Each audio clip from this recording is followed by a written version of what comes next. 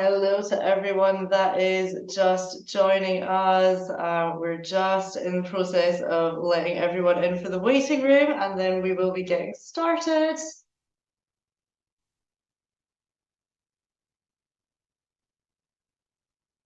Very excited to see you all here this evening.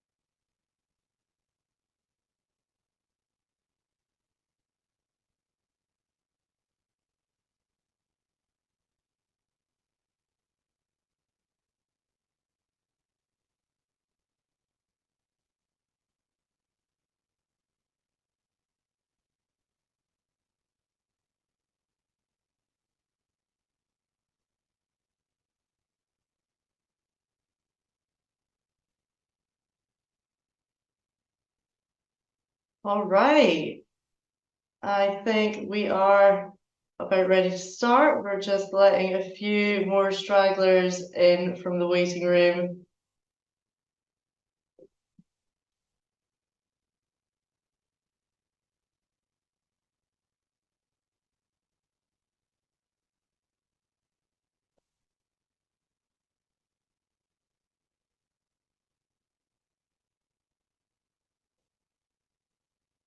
Fabulous. All right. Let's get going then. Good evening, friends, and welcome to the Kelpies Prize for Writing 2023 Awards Ceremony. My name is Kirsten. I'm part of the marketing team at Floris Books, and it's my absolute pleasure to be your host for this evening, or possibly morning or afternoon for those of you joining us from around the world. One of the benefits of modern technology. If you could please make sure your mic is muted throughout the event, but do feel free to share your thoughts, comments, and support in the text chat, which you can access from the menu at the bottom of your screen. We are joined tonight by a very special guest. Please show your appreciation for award-winning children's author Elle McNicoll. Elle is currently in possession of a very exciting sealed envelope, which she will be opening later to reveal our winner. But before that, we want to showcase the 5 wonderfully talented writers who make up the shortlist, with extracts read by former Kelpies Prize winner Janis Mackay. And I'll also be chatting to one of our judges to get a bit more insight into what goes on behind the scenes. So the Kelpies Prize was born from a need for original stories for Scottish children by Scottish authors. It came a couple of years after Floris acquired the Kelpies list from Canongate.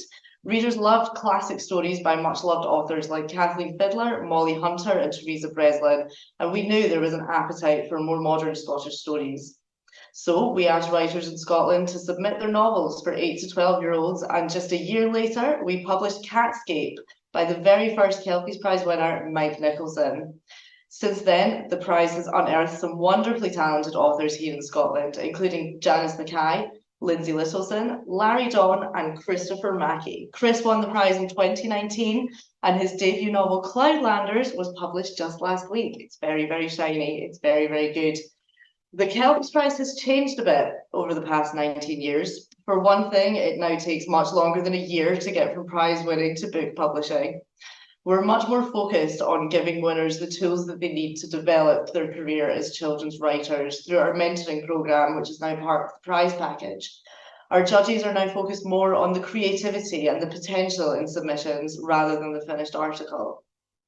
So this seems like a good point to introduce you to one of the Kelpies Prize judges, Sally Polson. Sally is one of Floris's editorial directors. She started at HarperCollins in London, and she's been editing children's books for more than 20 years. During that time, she's commissioned and edited books across many genres and age groups, including children's picture books, chapter books, middle grade, teen, and young adult novels, as well as non-fiction. So she has a wealth of knowledge and experience to bring to the judging panel. Thanks so much for joining us, Sally. How are you doing today? Great, thanks, Kirsten. It's so lovely to see everyone here today. Welcome to all the shortlisters, and we're so excited to have Elle with us as well. Fantastic. So I imagine that judging the Kelpies Prize is a pretty difficult task. Could you share with us what sort of things the judges are looking for when reading the entries? Yeah. Well, the Kelpies Prize is now open to a broad range of children's writing, from picture books for young children to novels for older children, and you can even submit non-fiction now. So we've broadened out really what we're looking for to suit what we published. So there's loads of ways you can appeal to the judges, which all of our excellent shortlisters did in their own unique ways. So we're looking for engaging writing that really draws us in, and there are lots of ways to do this. Some of our shortlisters wrote particularly memorable characters, and others built particularly vivid worlds. Some included excellent dialogue, and others really made us laugh. We're looking for styles of writing and concepts that work brilliantly for children now in the current children's book market. We're looking for voices that feel unique or special, particularly from perspectives that are lacking in the current children's book market. We're also looking for someone who has the potential to write the kinds of books that we publish. So as well as the Scottish children's books we publish, we also publish picture books and story collections UK-wide and in the US. Importantly, we're looking for somebody who really wants to be a children's author, including with everything that involves, which includes promotion, of course, and that side of things. Finally, it can really help to show us your range. In the prize, we now ask writers to submit 2 pieces. So it's an excellent opportunity to showcase different aspects of your writing. So you might write for 2 different age groups or in different genres or tones. So a lot to consider, definitely, but also lots of ways for writers to stand out and be their authentic self and tell their authentic stories. How on earth do you narrow it down to just one winner? Yes, but that's really, really, really hard, and we talked for a very long time. It really wasn't an easy decision. So by the time we get to this stage, the standard is extremely high. It's really hard to pick a winner. All of the shortlisters are highly skilled writers, and you all offer something really special, and you're excellent at what you do. So I just want to say that there is no one single best writer. You all excel in different ways. Ultimately, we have to pick a winner who we think can deliver a book that will appeal to children now and that will be able to stand out in the current very busy children's book market. So I'd just like to say to all of you, Bruna, Jacqueline, Jonathan, Leanne and Rebekah, I hope you can all come away from this evening feeling really proud of your achievements, because you've done really well. You're all extremely talented, and the judges have thoroughly enjoyed reading your work. It's been a real treat for us, so thank you.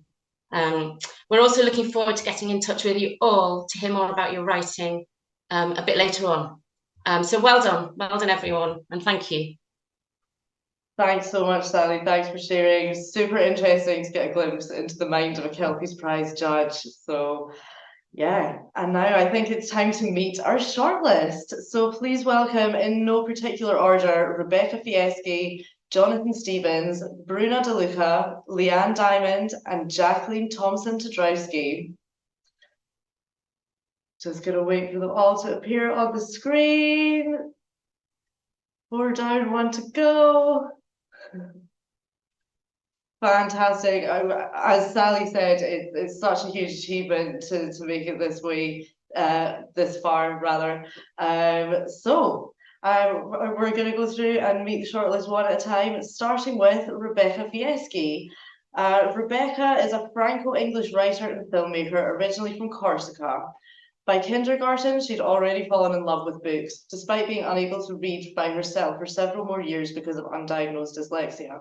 She would tell her mother what she called stories, or what her mother called elaborate lies. This early confusion between reality and fantasy has inspired much of her work and led her to develop an affinity for the fantasy genre, ghost stories, and children's literature. So, Rebekah, do you have a favourite children's book or one that inspires your work? So I don't have a favorite book. There's way too many to choose from, but I do have a favorite author. It's Diana Wynne Jones, who wrote primarily for children and young people, and fantasy mostly. And she really inspires me to challenge myself as a writer, because she has this extraordinary yet very natural and almost unassuming way of telling her stories, drawing you in with the setting and the characters. And all the while she's laying out plot points, but as a reader, you're really just not noticing because you're just captivated with everything else. And when you reach the last few pages, you discover that she's been weaving this huge tapestry the whole time that fits beautifully together. And I'm just amazed, and straight away I want to go back to the beginning and figure out how she's done it. Thank you so much for sharing. Next up, Jonathan Stevens grew up in Cornwall and studied music and English at the University of Wales before teaching in a variety of settings. His writing for children explores the auditory and improvisatory aspects of traditional storytelling, tapping into children's natural creativity through imaginative and colourful language. Jonathan has lived in Scotland for 35 years and is now Emeritus Professor of Music and Music Education at the University of Aberdeen. So, Jonathan, how has your work in music and music education influenced your writing? That's a good question. Thank you, Kirsten, and good evening, everyone. I suppose the starting point for me would be in improvising and composing music. The process of improvising music is very much like the oral tradition of making up a story, and the discipline of composing very much like the discipline of writing.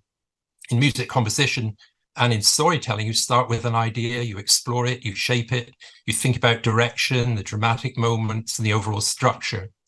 The artist Paul Klee once said that drawing is like taking a line for a walk. And I like to think of composing music as taking a sound on a journey, and writing a poem or a story as taking an idea on an adventure. So whatever the art form, imagination is at the heart of the creative process. So where does this line, this sound, this idea want to take me? Where can I go with it today? So for me, I suppose the boundaries between music and writing are perhaps more fluid. Sounds and words have the ability to speak to us and take us on these imaginary journeys and adventures. in my rhyming text, I would think there are probably two specific areas in which my work in music has influenced me, and those are sound and rhythm. Music, of course, is about sound and silence, and so is language. And I enjoy playing with the sound of words, including less familiar and made-up words. And rhythm, of course, plays an important part in music, as it does in language. So I might start composing a piece of music or a rhyming picture book with sound or rhythm as one of the starting points. I try to take that imaginary journey, if you like, with the child in my writing. So I believe really my work in music and music education has enriched the way I think about writing, of how to shape and develop ideas and communicate them to create those imaginary journeys and adventures. Fascinating. Thanks so much, Jonathan. Next up, Bruna De Luca grew up in a very Italian household in Selkirk.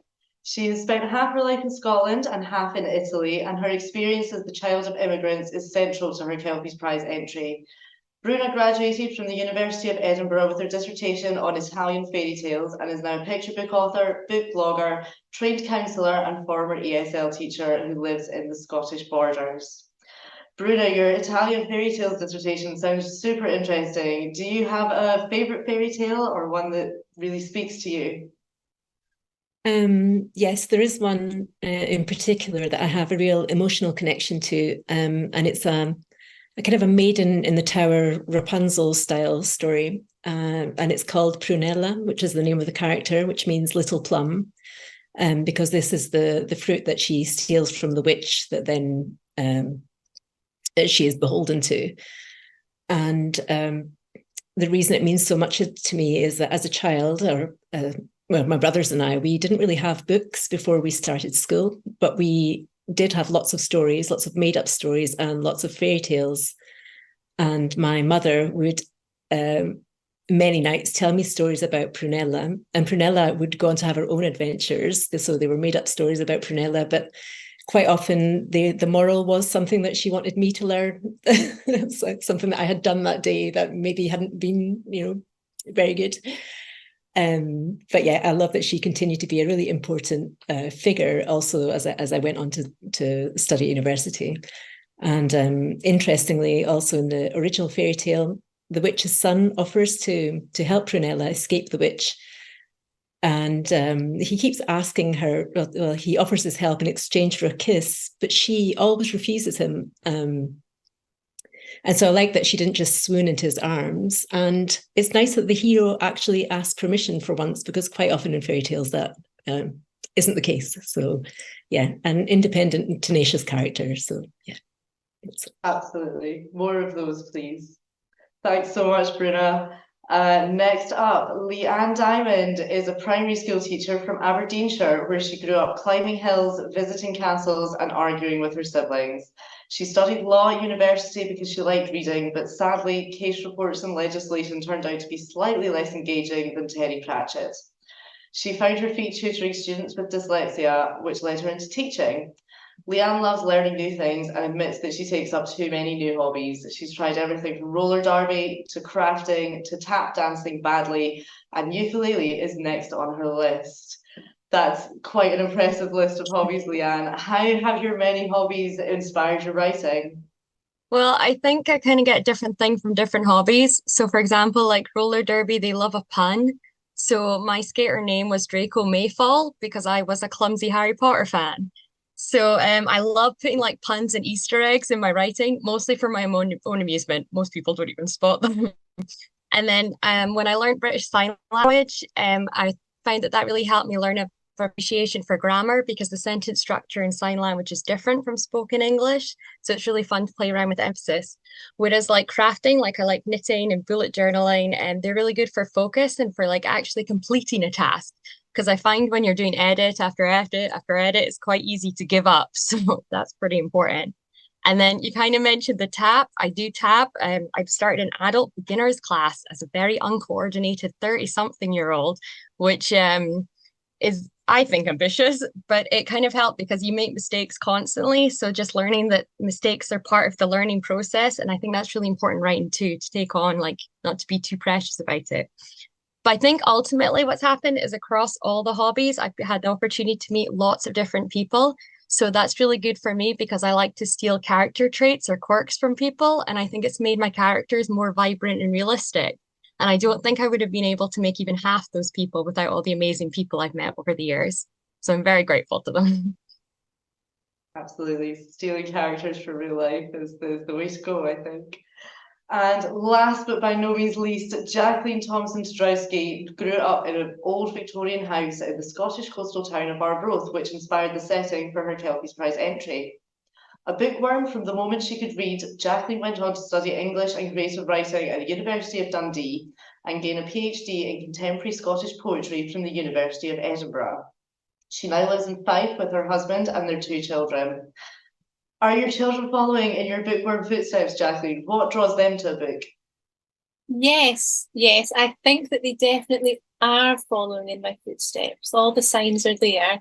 My youngest is not yet 2, so she's still drawn to bright, bold colours and little flaps and buttons that she can fiddle about with.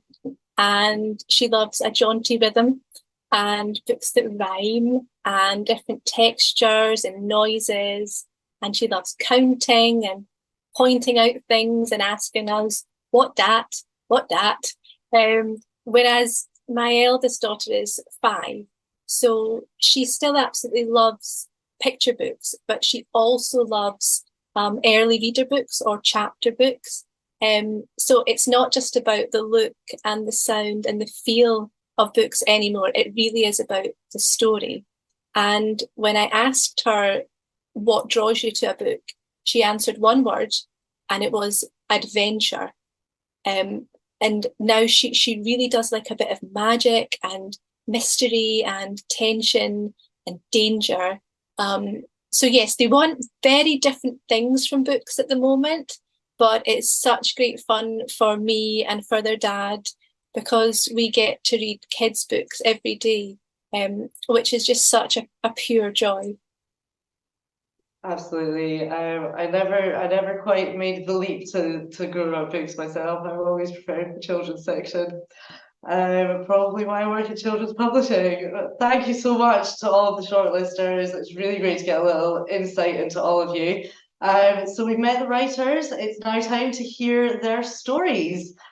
We asked author, storyteller, and former Kelpies Prize winner Janis Mackay to read an extract from each of her shortlisted entries. Janis won the prize back in 2009 with the first in the Magnus Finn series, and she's since become one of our most admired and prolific authors. Her novel, The Accidental Time Traveller, won the Scottish Children's Book Award in 2013, and she's since published 2 more in that same series. She's also the author of The Selkie Girl and The Fairy Song, which are part of our traditional Scottish Tales picture book series. So please sit back, relax, and enjoy the following video, and feel free to keep telling us what you think in the chat.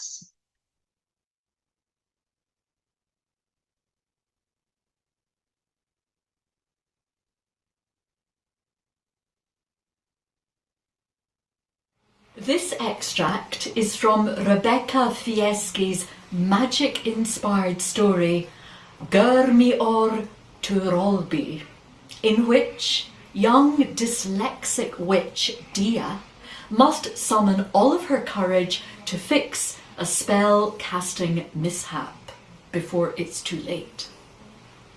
So here we go. "It wasn't my fault," Dia said. "Let me tell you what really happened." "We don't have time for this," Dia's mother, Leria, said. "You never listened to me." Leria buried her head in her hands in exhausted exasperation. She glanced at the fogged up windows. It was full dark out. "Just hand me the book. I'll listen to whatever it is you have to say after we fix this."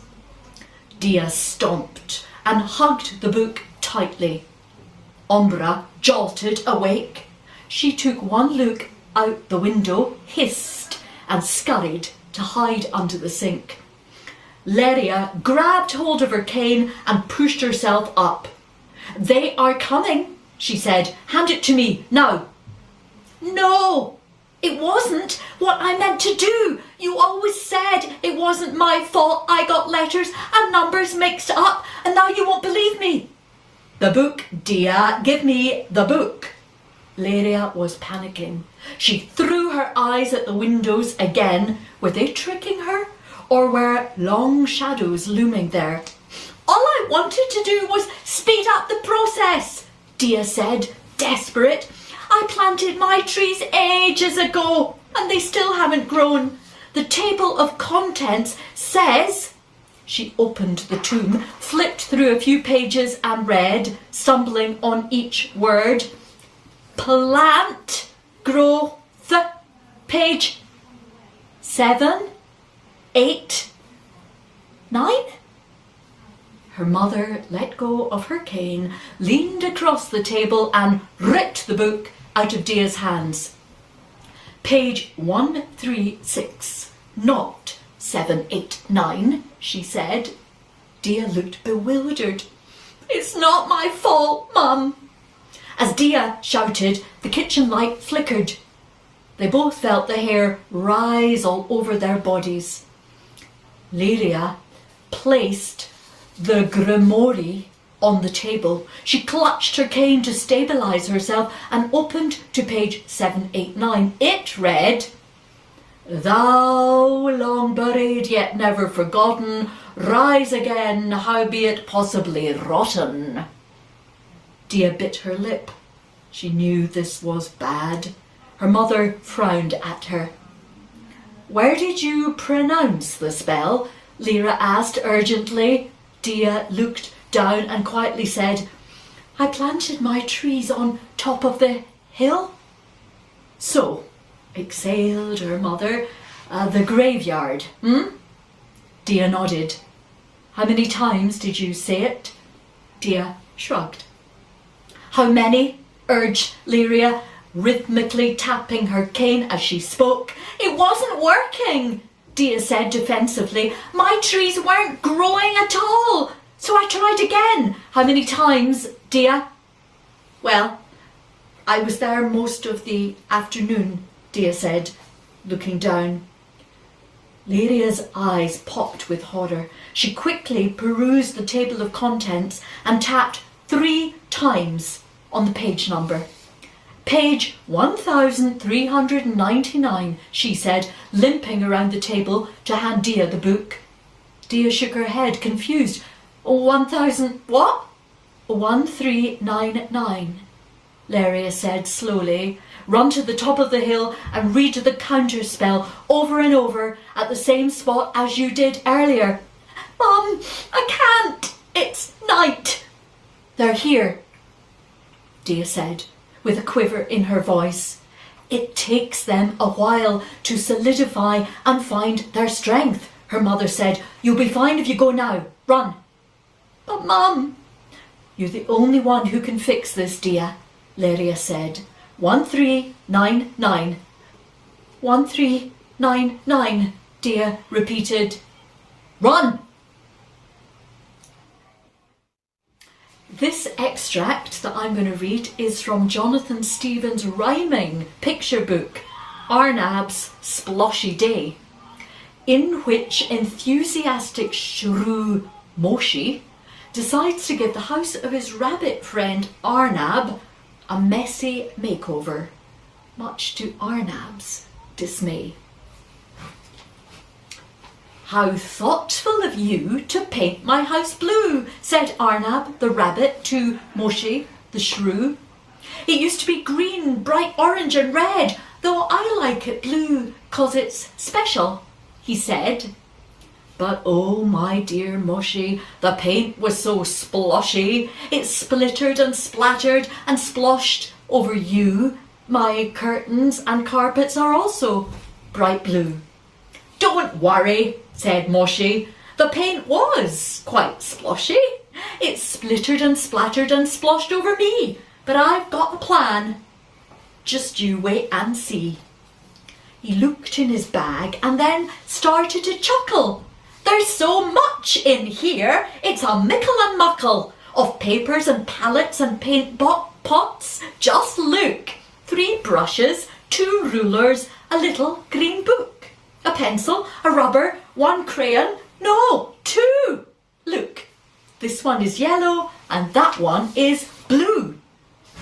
He sat at the table and started to draw in his little green book, which he held in his paw, with pencil and rubber and crayons, 1, 2. He drew Arnab's house and then coloured it blue. Now watch, Moshi said, for I am a fine fellow. Just look at your house when I colour it yellow. Mix yellow with blue and you'll see what I mean. The colour will change and your house will be green. And crayons aren't splishy or splashy or sploshy. You see, my dear Arnab, there's no paint on Moshi. Well done, Arnab said. Now that is a good trick, but my house is still blue, so you'll need to be quick to clean up the paint on my curtains and door, my carpets and window, my ceiling and floor. Don't worry, said Moshi. That's in my plan. I'll scrub and I'll scrape and do all that I can with brushes and brooms to make your house clean, so all will be ship-shape and shiny and green. Not all green, said Arnab, for that will not do. I like lots of colours, like yellow and blue and orange and violet and purple and pink. In that case, said Moshi, I'll just have to think. He sat at the table and scratched his blue head. I think, my dear Arnab, I'll paint your house red. A red house is brighter than one that is blue. I think you would like it. Would that colour do? But before he could answer, before he could speak, Moshi jumped on his chair with a very loud squeak. I have an idea, dear Arnab, he said. I'll paint your house green, bright orange and red. So this extract is from Bruna de Luca's Platypus Girl, a coming-of-age novel for 11 to 13-year-olds, in which 12-year-old Scottish-Italian Livia and her mother have travelled to Rome to look after their family's curiosity shop after her fearsome nonna, Nina, ends up in hospital. Should I kiss her? I've just stepped onto the zebra crossing and turned to speak to Ma when the buzz of an engine whines in my ear and a whoosh of smoggy air whips my hair across my eyes.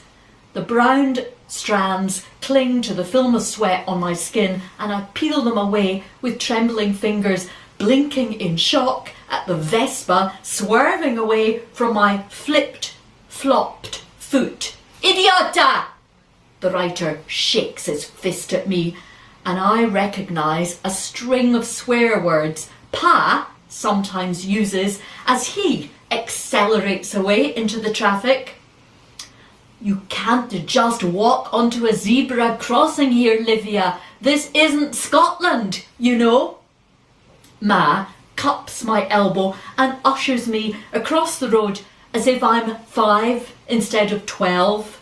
My cheeks burn.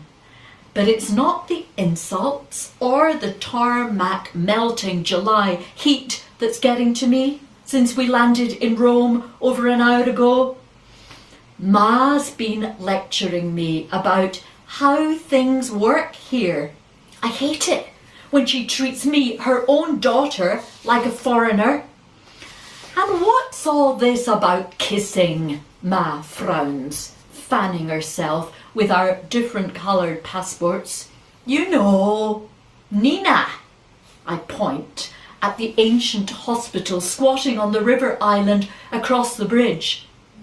Somewhere behind, row upon row of tiny windows, is my nonna, Adelina, Nina for short. Should I kiss her when we go in? Ma peers at me as if I've gone mad. You don't have to kiss anyone you don't want to, Livia. Haven't Pa and I told you that? They have. So many times my eyes almost rolled out of their sockets. But I know that's how people greet each other here. And I want them to know that I know. I might have been a baby the last time I was in Rome, but it's in my blood.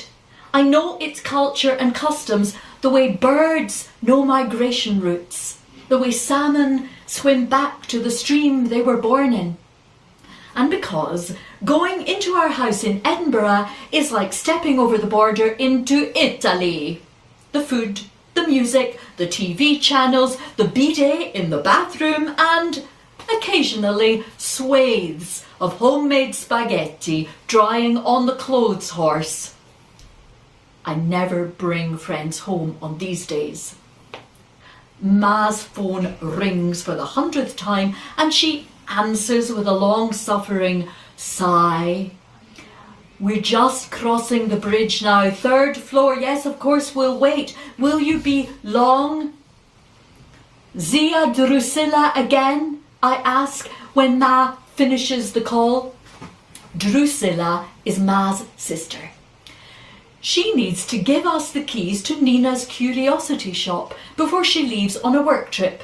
So she's been calling Ma for progress reports every 10 minutes. Ma nods. I don't know why she couldn't just leave the keys at the hospital. It's not like we're going to have time to catch up if she's in such a hurry. She quickens her pace. Come on, let's get this over with. This extract is from Leanne Dymond's Kelpies and Selkies and You, a fun and fantasy adventure novel for 11 to 13-year-olds. In this scene, monster hunter Ayla has just saved Normie, Bertie, from a vicious red-cap goblin attack. Here we go. What could she do? She had to stop the bleeding. She had to heal him. But how? She was running out of time. She pulled on the straps of her ladybird backpack, trying to think. Her healing potions, could that work? She'd only ever used them to cure minor cuts. Admittedly, she'd had no call to use them for worse injuries before. She threw her backpack to the ground and searched through the potions. She found 5 healing ones, poured them all on the wound and hoped it would work. The wound bubbled as the flesh congealed together, closing the gap. His skin hissed, and there was a smell of bacon in the air, until all that was left was a tear in his t-shirt and a lot of dry blood. The boy screamed and bolted to an upright position. His eyes burned into Ayla, and he screamed again. A bit unnecessarily, in Ayla's opinion. Where did that goblin thing go? Ayla reached for her sword but didn't reply. He leant back on his elbows. It kept waving its manky hat at me. Ayla eyed up this boy with suspicion. She'd never known a normie to actually see a magical creature before. Their minds usually rewrote themselves in a willful attempt to remain ignorant and content. He focused his attention on her, not unkindly. Now, who are you? He took in her stature, her purple hair, her confusion, and even her sword, but didn't move from his relaxed lean. But he was soon distracted by the next thing. What happened to my t-shirt? Why does my skin feel prickly? Do I smell bacon? He prodded his exposed stomach, which had until recently been a deathly deep wound.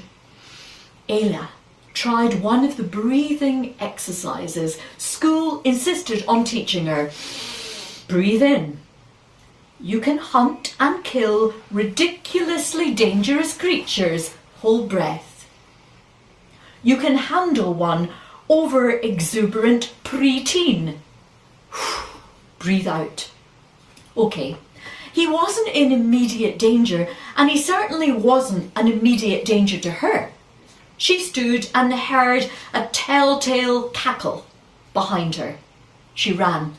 The redcap must have climbed the castle wall and thrown itself off the edge.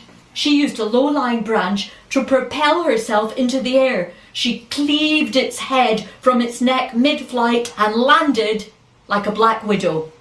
That was awesome! She turned to see the normie's big brown eyes immediately in front of her own. The way you flew through the air, the spin thing, the sword, wow, wow, wow! Thanks. Ayla went back to get her backpack and, more importantly, her potions. He followed her. She sheathed her sword in its scabbard strapped to her back. His mouth fell open again. It's a spell. It's enchanted to hide from view. Did you really think I wandered around Kintor with a broadsword on my back? She smirked, bending to rake through her backpack. Can you do spells? Are you a witch? His hands twitched with the effort of not touching the scabbard. Where the sword should have been, there was only a slight shimmer, like the sun reflecting against water in a river. But only if you were really looking for it. And in Ayla's experience, not many people were looking for a broadsword to be strapped on the back of a 12-year-old in sleepy Inverurie. And so this extract is from The Dishland Town Mouse by Jacqueline Thompson-Tadrowski. It is her historical fantasy adventure novel for 8 to 11-year-olds, featuring a young attic mouse called Dee, who, finding himself as the last of his kind, must join with a rival mouse clan if he is to survive the perils of life in the big house. Here we go. Dee did not trust the other mice, not one bit of them.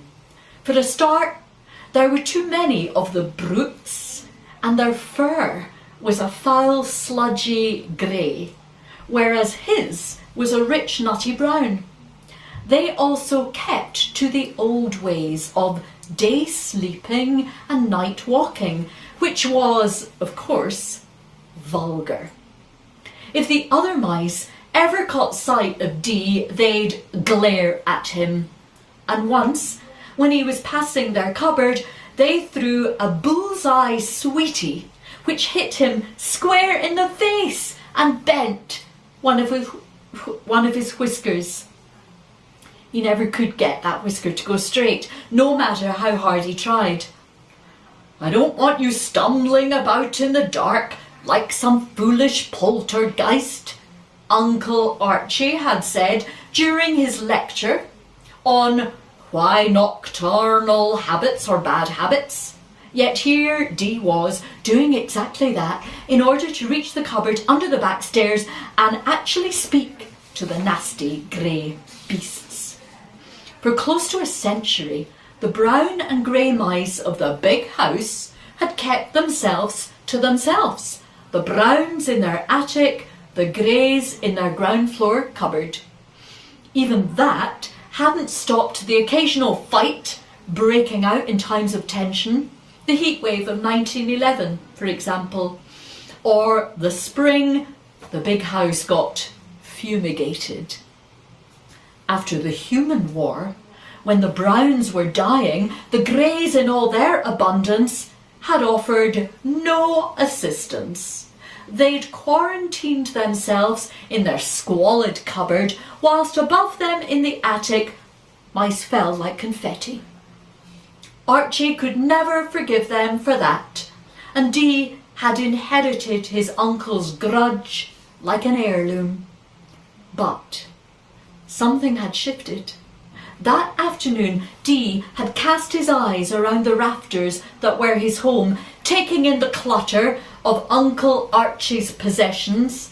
his curious inventions, his paisley patterned silk sleeping cap, his tatty old journal, his sweet tin bed, now mottled beyond recognition. At that moment, the attic had seemed nothing more than a musty room full of old junk. It had felt quite suddenly like the loneliest place on earth.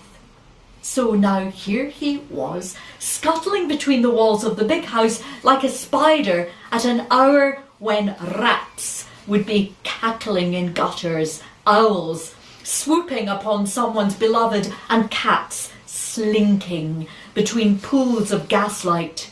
In short, a ghastly time to be awake. By the time he popped the wooden cylinder out of its hole beneath the central staircase, Dee felt done in. He turned right and padded across the burgundy and mustard tiles of the corridor which led to the back of the big house. The corridor curved round to reveal a large cupboard beneath the back stairs, its door painted pale pink. This was where the other mice dwelt, and Dee considered, not for the first time, how these cupboard dwellers were far beneath his attic-dwelling self in every sense of the word. He listened at the door. From inside he could hear snoring, squeaking, chattering, giggling, and what sounded like a sea shanty. He knocked and he waited, wondering what had finally brought him to this.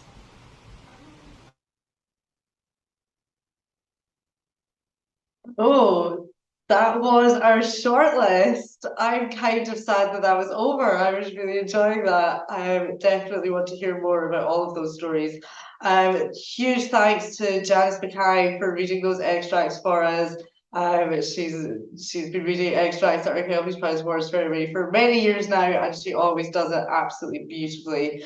And once more, it's been said already, but huge congratulations to our 5 shortlisters. It is such an achievement to get this far, and I really can't wait to see what the future holds for all of you. But we're now getting very close to the moment you've all been waiting for, and I'm absolutely delighted to introduce you to our guest presenter for this evening. Elle McNicoll is a best-selling, multi-award winning and 3-time Carnegie nominated author. You might just have heard of her wonderful first book, A Kind of Spark. If you haven't read it, I highly recommend it. It won the Blue Peter Book Award, the Waters's Children's Book Prize, and more, and it's now been adapted for television. Elle is a huge advocate for better representation of neurodiversity in publishing, and all of her books feature neurodiverse characters. She currently lives in North London, and we're very honoured and very delighted to have her with us this evening to present the Kelpies Prize for Writing. So without further ado, I'm going to hand you over to Elle McNicoll. Hi, thank you so much for that, Kirsten. I was told to do a little speech before I open this envelope, and I've endeavoured to make sure that it's not a long speech because I know everyone will be like, shut up, get to the opening. But what was interesting about that introduction, thank you, Kirsten, and thank you to the incredible shortlistees. That's, 5 excerpts and they're all exceedingly enjoyable. That's not every award ceremony that happens.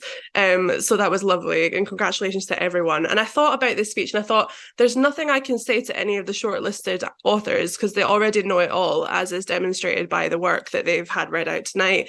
And there's probably not a lot I can say to them because a lot of them are already authors. They know a lot about this world. What can I say that's helpful? And maybe this is helpful to anyone watching as well who may be an author to be or is a writer who wants to become published. I thought about awards and hearing Kirsten give that introduction. Yes, winning the Waters's Prize is lovely. Winning the Blue Peter Award was lovely. You cannot imagine how many awards I've lost. You cannot imagine how big a loser I have been since becoming a published author, how many ceremonies I've sat in and the envelope's been opened and it's not me. And after about the 50th, you start to get a little bit like panicky because as a writer, you're so lonely a lot of the time. You're alone in your room, you're just with these characters, and it's such a private thing. And it can become so easy to fixate on things like awards and think, if my name's not read out of that envelope, I should give up writing and I'm not any good. And I just wanted to say that, because whenever I get introduced, people list off those awards and I cringe inside a little bit, because I just think about all of the many times I've lost. So I just wanted to say that, because I know that for some people tonight, you know, this envelope could be wonderful, it could be sad, and I just want to say it whatever happens, the readers are what have made my job such a pleasure. It's not the moments where you're sat in an award ceremony nervous and jittery. It's when you meet the people that actually read your work, who a lot of the time think awards are great, but for the most part are there for the story and are there for the characters. All of the things that you've put out tonight, you've already got everything that you need as a brilliant children's author. The award is just a perk. So to the winner, congratulations. Of course it's deserved, but also to the runners up. I've been in your shoes a million times and I always feel a bit like, oh, okay, well, there we go. But you are enough and you've made the most brilliant work. What else can I say about being a children's author?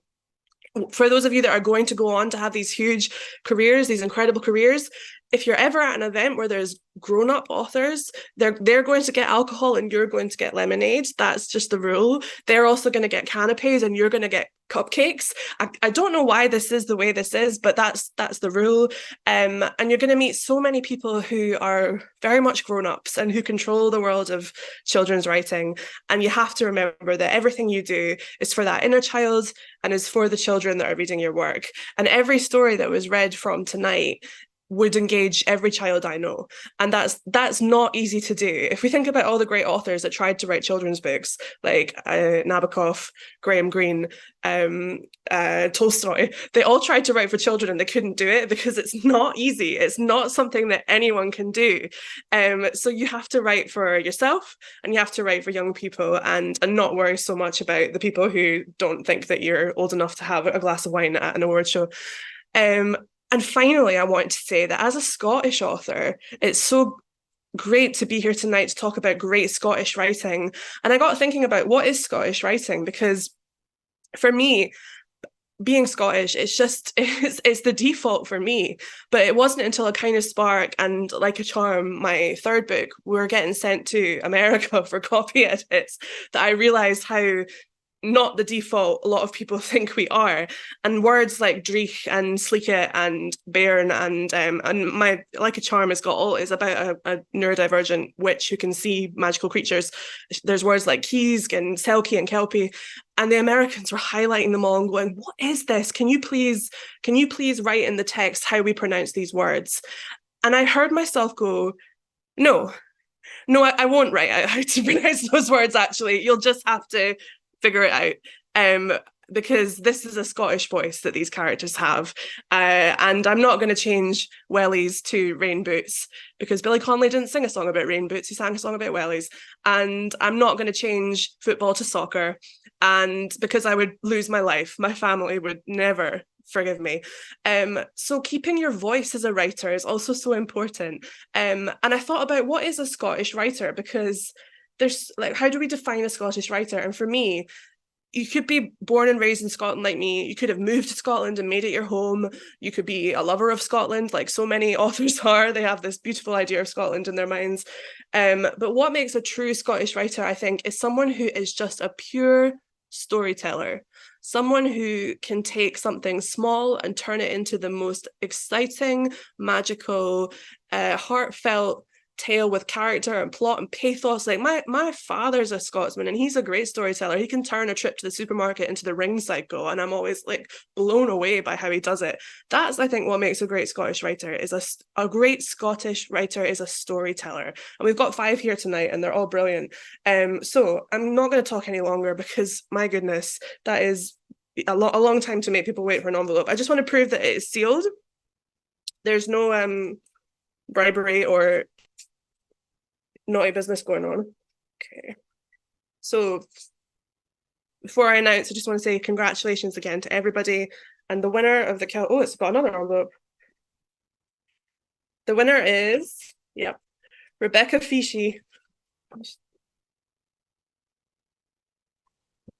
Wow. Well done.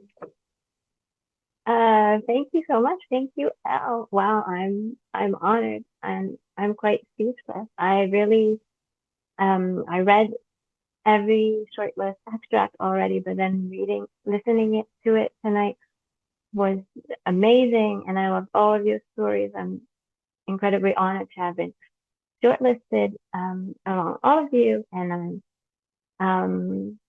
I'm so happy. Thank you to Floris, the whole Floris team, the whole Kelpies team, to the judges, of course.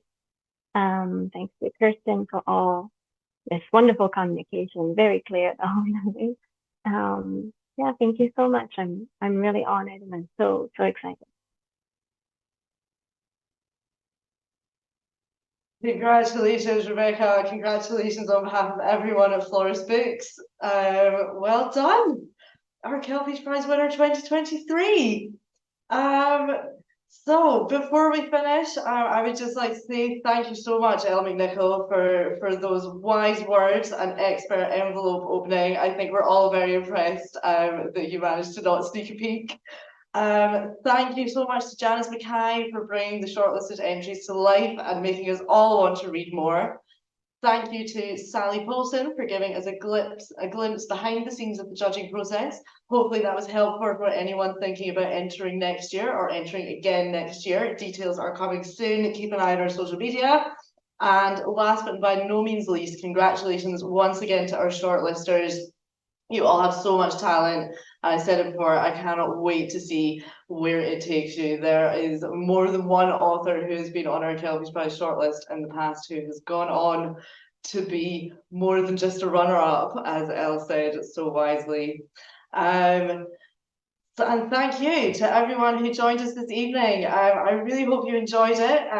If you want to share it, it will be up on our YouTube channel, so spread the word.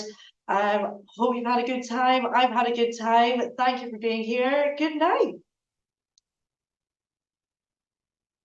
Yeah. Recording.